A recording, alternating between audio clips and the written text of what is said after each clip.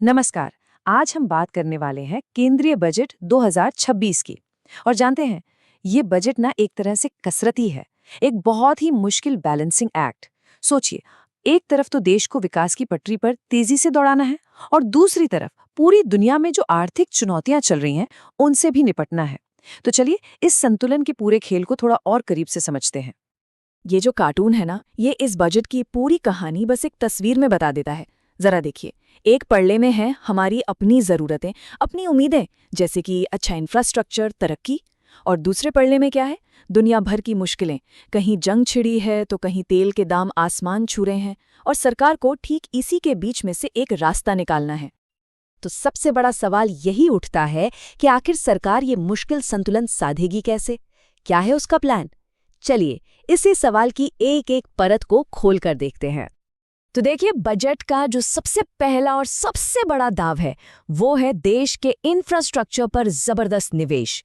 मतलब एकदम आसान भाषा में समझे तो सरकार सड़कों, पुलों, रेलवे, इन जैसे बड़े बड़े प्रोजेक्ट्स पर जमकर पैसा लगाने वाली है। और पैसा कितना? आप अंदाजा लगाइए, पूरे 11.11 लाख करोड़ रुपए। जी हाँ, 11.11 लाख करोड़। ये इतनी बड़ी रकम है कि इससे देश की तरक्की की एक बिल्कुल नई कहानी लिखी जा सकती है। साफ है कि सरकार ग्रोथ को लेकर कितनी सीरियस है। अच्छा, तो अब सवाल ये है कि इतना सारा पैसा आखिर जाएगा कहाँ? तो जरा सोचिए, 7 नए हाइब्रिड रेल कॉरिडोर बनाए जाएंगे। मतलब सफर और तेज और आसान। फिर पूर्वी तट पर एक पूरा का पूरा इंडस्ट्रियल कॉरिडोर बनेगा, जिससे नौकरियों के नए मौके खुलेंगे। इतना ही नहीं, नदियों को भी नए जलमार्गों की तरह डेवलप किया जाएगा। ये सब मिलकर यकीनन देश की तस्वीर बदलने की ताकत रखते हैं। अब इसके पीछे की सोच भी समझ लेते हैं। देखिए, लॉजिक बहुत सिंपल है। जब सरकार इतने बड़े बड़े प्रोजेक्ट शुरू करती है तो सीमेंट, स्टील, मतलब ऐसी न जाने कितनी इंडस्ट्रीज को अपने आप काम मिल जाता है। इससे बाजार में एक पॉजिटिव माहौल बनता है और फिर प्राइवेट कंपनियां भी पैसा लगाने के लिए आगे आती हैं। ये बिल्कुल वैसा ही है जैसे आप किसी रुकी हुई गाड़ी को धक्का देकर स्टार्ट कर देते हैं। ठीक है, तो इंफ्रास्ट्रक्चर की बात तो हो गई। अब आते हैं बजट के दूसरे बड़े फोकस पर, और ये है भविष्य को सुरक्षित करना। मतलब उन सेक्टर्स में आत्मनिर्भर बनना जो देश के लिए बहुत ही ज्यादा जरूरी है। यहाँ पर देखिए, प्रॉब्लम और सॉल्यूशन दोनों एकदम साफ साफ बताए गए हैं। प्रॉब्लम क्या है? आज हम अपने मोबाइल फोन से लेकर इलेक्ट्रिक गाड़ियों तक में इस्तेमाल होने वाले कुछ खास खनिजों के लिए चीन पर बहुत ज्यादा निर्भर हैं। तो इसका सॉल्यूशन क्या है? सरकार एक डेडिकेटेड रेयर अर्थ्स कॉरिडोर बना रही है। इसका मतलब ये हुआ कि इन खनिजों को देश में ही निकालने, उन्हें प्रोसेस करने और फिर उनसे सामान बनाने तक का पूरा सिस्टम यहीं तैयार किया जाएगा। आत्मनिर्भरता की इसी सोच को आगे बढ़ाते हुए अब बात करते हैं डिफेंस सेक्टर की। यहाँ भी एक बड़ा दांव खेला गया है। इस बार रक्षा बजट के लिए एक रिकॉर्ड ब्रेकिंग अमाउंट रखा गया है, 7.4 लाख करोड़ रुपए। और इस रक्षा बजट की सबसे खास बात जानते हैं क्या है? कुल बजट का 75% हिस्सा भारतीय कंपनियों से ही हथियार और दूसरा सामान खरीदने पे खर्च होगा। ये डिफेंस सेक्टर में मेक इन इंडिया को एक जबरदस्त बूस्ट देने वाला है। तो हमने इंफ्रास्ट्रक्चर की बात कर ली, डिफेंस की भी बात कर ली। अब चलिए बजट के उस हिस्से की तरफ चलते हैं जिसका सीधा सीधा वास्ता हम सब आम लोगों से है, यानी सोशल वेलफेयर और महिला सशक्तिकरण। इसमें एक बहुत ही इंटरेस्टिंग पहल की गई है। नाम है शी मार्ट्स। जरा सोच कर देखिए, ऐसे रिटेल स्टोर जो पूरी तरह से महिलाओं के हैं, जिन्हें महिलाएं ही चला रही हैं और जहां उन्हीं के बनाए हुए प्रोडक्ट्स बिक रहे हैं। ये स्टोर देश भर के सेल्फ हेल्प ग्रुप्स की महिलाओं को एक बहुत बड़ा प्लेटफॉर्म देंगे।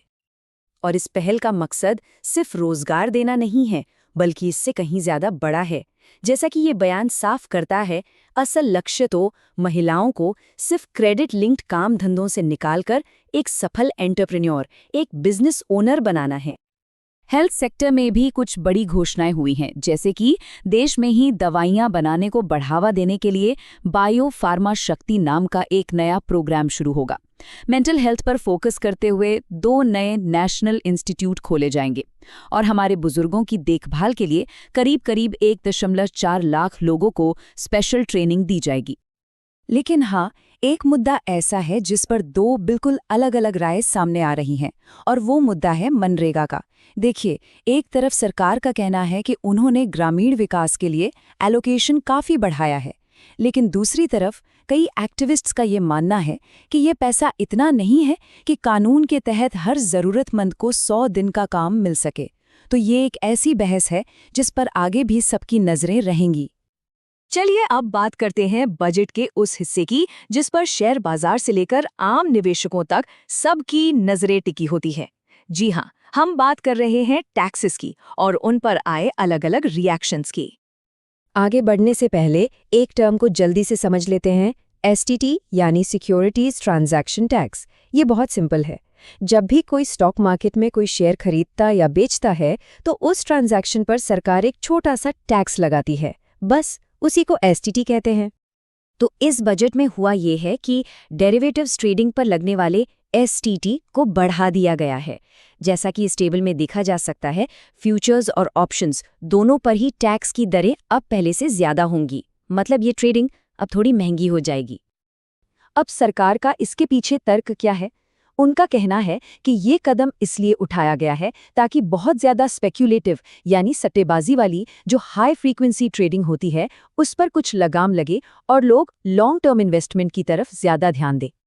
तो इस पूरे बजट पर रिएक्शंस कैसे रहे? अगर इंडस्ट्री लीडर्स की बात करें तो उन्होंने तो इसकी जमकर तारीफ की है।